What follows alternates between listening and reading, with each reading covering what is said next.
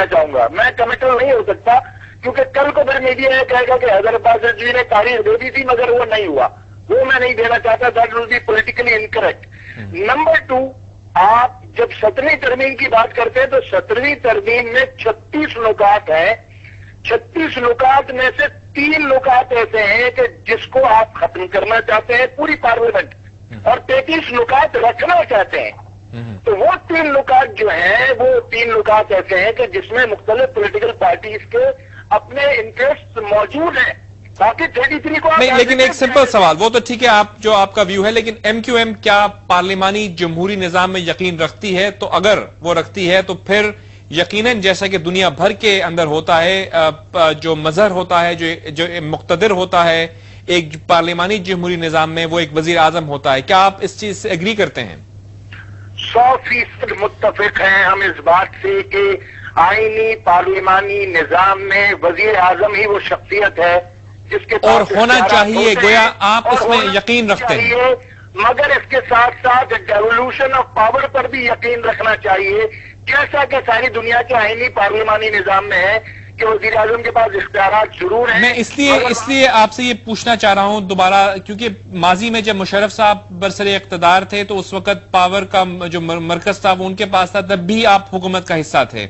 اب بھی آپ حکومت کا حصہ ہیں. تو آپ کس طرز حکومت کو بہتر جمہوری انداز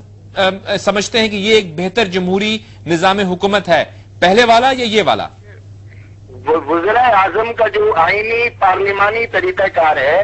وہی بہتر ہے. مگر آپ کو میں یہ بھی یاد دلانا چاہتا ہوں کہ صدر مشرف کی حکومت کے دوران ہی ایم کیو ایم نے اپنا 18واں ترمیمی بل دیا تھا, جس میں ہم نے اس بل میں پارلیمنٹ میں صوبائی خود مختاری کو تجویز کیا تھا. ایم کیو ایم وہ واحد پولیٹیکل پارٹی ہے جس نے صوبائی خود مختاری کو ایک بل کی صورت میں دیا تھا, اور ایک بار نہیں 2 بار ہم نے دیا ہے. پچھلی پارلیمنٹ میں بھی دیا تھا, اس پارلیمنٹ میں بھی دیا تھا, کیونکہ ہم نہیں سمجھتے کہ اختیارات کا ارتکاز کسی ایک ہاتھ میں رہ جائے اور وہ ڈیوالو نہ ہو تو عوام کو کوئی فائدہ نہیں ہوتا اس کا. رائٹ, بہت شکریہ آپ کا. حیدر عباس رضوی صاحب ایم کیو ایم کا موقف دے رہے تھے. انہوں نے کہا کہ پاور جب تک عوام تک منتقل نہیں ہوتی کوئی زیادہ اس سے فرق نہیں پڑے گا, لیکن ہم یہ یقین کرتے ہیں کہ جب ایک پارلیمانی جمہوری نظام دنیا بھر میں جو مروجہ ایک طریقہ کار ہے اس کے مطابق صدر کے پاس اختیارات نہیں ہوتے, صدر جو ہوتے ہیں وہ ایک وفاق کی علامت ہوا کرتے ہیں, یا پھر جو بھی ہیڈ آف اسٹیٹ ہو, برطانیہ میں اس کو کوئین کہا جاتا ہے, کچھ ایسے ممالک ریپبلکس جو ہیں وہاں پہ پریزیڈنٹ کا عہدہ ہوتا ہے, اور پریزیڈنٹ ایک ایسا شخص ہوتا ہے جو کہ ریپرزینٹ کرتا ہے تمام اسکول آف تھاٹ کو, ایک یونیفائنگ پرسنالٹی ہوتی ہے وہ. اور جو پولیٹیکل لیڈر ہوتے ہیں اور جو اقتدار کو چلاتے ہیں, گورنمنٹ کو چلاتے ہیں, وہ یقیناً وزراء اعظم ہوا کرتے ہیں ایک پارلیمانی نظام میں. تو کیا یہ ممکن ہو سکے گا, اس کو ہم جاننے کی کوشش کر رہے ہیں. ہم بریک لیتے ہیں اور بریک کے بعد ہم گفتگو کو مزید آگے بڑھائیں گے, ایک چھوٹی سی بریک کے بعد.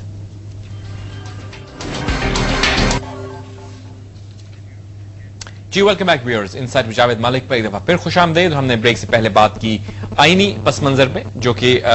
جو یہ آئینی اصطلاحاتی کمیٹی ہے, اس کی ریکمنڈیشنز, کیونکہ اس وقت اگر ہم دیکھیں ملک کی سیاست کو تو وہ مرکوز ہے, جو فوکس نظر آتا ہے اس وقت وہ اس چیز پر ہوتا ہے کہ کیا یہ جو کمیٹی ہے 23 مارچ سے پہلے یا مارچ کے مہینے میں اپنی سفارشات مکمل کر پائے گی, کام تمام مکمل ہو جائے گا, اور وہ پرومسڈ ٹرانسفر آف پاور جو کہ پریزیڈنٹ کے آفس میں اس وقت مرکوز ہو گئی تھی جبکہ ایک عامر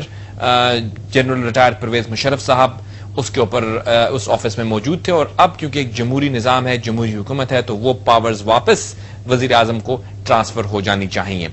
کیا یہ ممکن ہو پائے گا, اور اس کے بعد کیا واقعی کچھ تبدیلی آئے گی ہماری گورننس میں, یہ ہم جاننے کی کوشش کر رہے ہیں. ہم نے بات کی جسٹس وجیہ الدین صاحب سے, ایم کیو ایم کا موقف لیا, اور اب ہم چلیں گے پاکستان اور بات کریں گے پیپلز پارٹی کے سیکرٹری جنرل سینیٹر جہانگیر بدر سے, جو کہ آف کورس اس وقت اس پارٹی کو ریپرزینٹ کرتے ہیں جو کہ برسر اقتدار ہے. السلام علیکم جہانگیر بدر صاحب. السلام علیکم ملک صاحب, آواز بڑی کم ہے. جہانگیر بدر صاحب, میں آپ کو خوش آمدید کہوں گا اس پروگرام میں, اور میں چاہوں گا کہ آپ سے یہ پوچھوں کہ جو آئینی اصلاحاتی کمیٹی اپنا کام کر رہی ہے, اور جب صدر پاکستان نے خطاب کیا تھا پارلیمان سے پچھلے سال تو انہوں نے کہا تھا کہ آئندہ سال سے پہلے جب میں نیکسٹ ٹائم خطاب کروں گا تو وہ تمام قدغنیں جو کہ آمرانہ دور میں لگی تھی اس آئین پر وہ واپس پاورز ٹرانسفر ہو جائیں گی, یا انہوں نے پارلیمنٹ سے یہ کہا تھا کہ وہ ایسا کر لیں تاکہ وزیر اعظم کو پاورز چلی جائیں. کیا آپ پر امید ہیں کہ اب جب نیا خطاب کریں گے صدر صاحب تو یہ تمام آئینی ترامیم واپس 73 کے آئین کے ساتھ ہم آہنگ ہو جائیں گی؟ صدر صاحب نے 2 دفعہ 1 سال میں خطاب کیا ہے پارلیمنٹ سے، اور اپنے دونوں خطابوں کے دوران صدر صاحب نے یہ کہا کہ وہ اپنی جو پاورز ہیں یہ پارلیمنٹ کے آگے رکھتے ہیں، جو بھی ان میں سے وہ رکھنا چاہے رکھ لیں، جو بھی ان کے پاس دینا چاہے دے دیں۔ اس طرح سے یہ ایک بہت بڑا قدم تھا پاکستان کی پارلیمنٹری سیاست میں، اور اب جو ہے یہ وقت وہ آ گیا ہے کہ جب انہوں نے دوبارہ خطاب کرنا، اور اس سے پہلے جو ہے یہ 13 تاریخ کو جو آج آئینی کمیٹی نے کہا ہے کہ وہ کابینہ میں لے کے جا رہے ہیں جو ترامیم انہوں نے یہاں پر آپس میں مل کے ایک کنسنسس جو بنایا ہے اس پہ آپ تو آپ کیونکہ پارٹی کے سیکرٹری جنرل ہیں، آپ پارلیمانی کمیٹی میں بھی ہوں گے، آپ یقیناً پارلیمانی پارٹی میں بھی ہوں گے، سینیٹر بھی ہیں آپ، تو آپ پر امید ہیں، یقیناً آپ یقین سے کہہ سکتے ہیں کہ نیکسٹ جو خطاب ہوگا مارچ کے مہینے میں اس سے پہلے یہ امینڈمنٹ کانسٹیٹیوشنل امینڈمنٹ ہو جائے گی؟ میں پارلیمنٹری جو کمیٹی ہے اس کا پارلیمانی پارٹی میں یو آر اے سینیٹر؟ جی I am a senator but I am not member of the parliamentary committee, مجھے یہ توقع ہے کہ ایسا ہو جانا چاہیے۔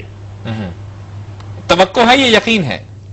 یقین ایسا ہوگا، کیونکہ اگر آپ اس میں دیکھیں نا تو اس میں تمام پولیٹیکل پارٹیز کے نمائندگان بیٹھے ہیں جی، اور یہ ایک کنسنسس ہے جو سب مل کے کر رہے ہیں، اور اگر کنسنسس جو ہے یہ تمام وہ پارٹیاں اور وہ ممبران ہیں جو پارلیمنٹ میں بھی بیٹھی ہیں، اور تو صدر کے نئے سال کا پارلیمانی سال کے آغاز سے پہلے جو ان کا خطاب ہوگا اس سے پہلے آپ یہ کہہ رہے ہیں کہ 17ویں ترمیم ختم ہو جائے گی، آپ کو یقین ہے اس چیز کا؟ یہ 8ویں ترمیم آ رہی ہے، اس میں دیکھتے ہیں کون سی چیزیں یہ رکھتے ہیں اور کون سی چیزیں چھوڑتے ہیں، لیکن یہ اس میں کوشچن جو ٹارگیٹ 8ویں تو نہیں 18ویں ہوگی شاید، اس پہ یہ جو ٹارگیٹ ہے وہ یہی ہے کہ آئین کو اس کی جو ہے اصل شکل اس میں بحال کیا جائے۔ نہیں، آپ فرما رہے ہیں کہ آپ آئے گی تو دیکھیں گے، مطلب آپ پارٹی کے سیکرٹری جنرل ہیں جہانگیر بدر صاحب، آپ کو تو پتا ہوگا کہ آپ کی پارٹی کیا کر رہی ہے۔